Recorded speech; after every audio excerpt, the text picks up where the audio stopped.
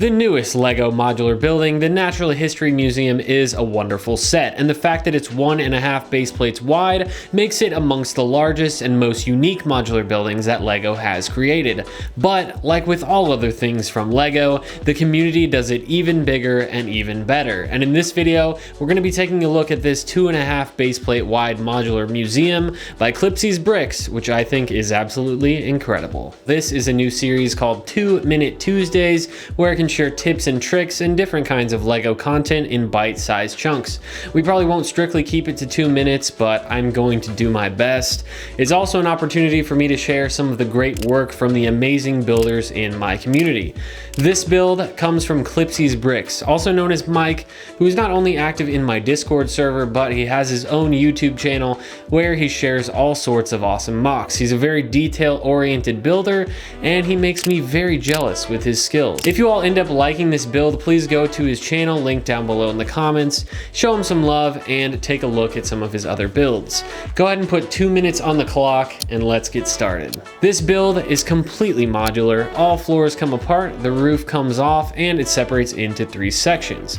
The museum sits on 2.5 base plates, as I said, and the front entrance itself is on the half base plate, 16 by 32 studs.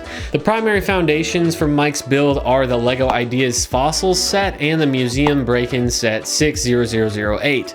The main entrance of the museum is primarily the original museum build from the set, with the roof switched to sand green pieces.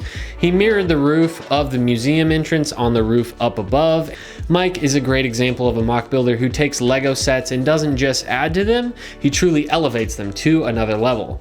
I love the greebling and electrical conduits on the side. On the ground floor of the interior, you can see the front ticket desk and some turnstiles. And on the second floor, the cultural section shows some awesome Asian artifacts from LEGO Ninjago and a geology section with some gems and minerals.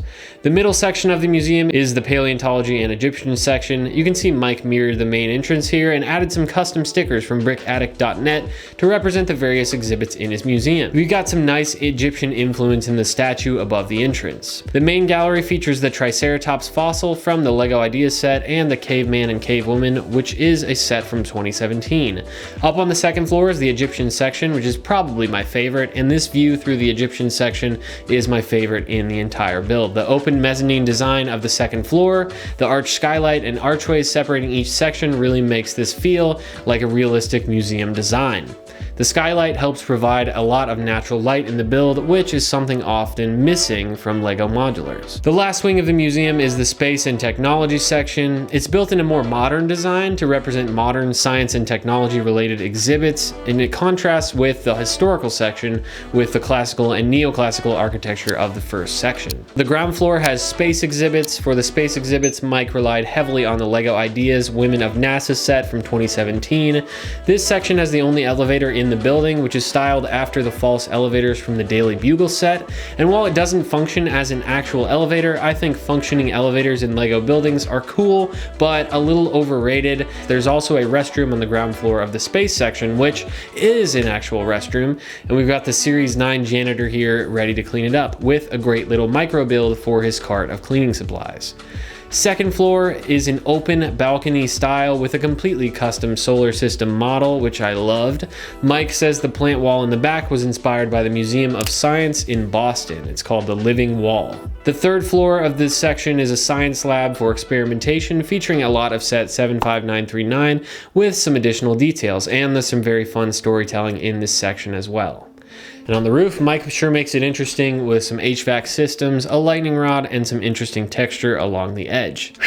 Well, I absolutely blew past our 2-minute timer here, but there's a ton of detail in this build, and I only just scratched the surface. If you'd like to see Mike go through this build more closely and explain a lot of his inspiration behind it, I've linked his 3-part series on the build below in the description. And like I said, he has a ton more builds on his channel. If you have an awesome build that you'd like to see me feature on this channel, you can join my Discord at the link below and send me some pictures. I would love to see what you've been working on. Thanks for watching, and I'll catch you in the next one. Peace!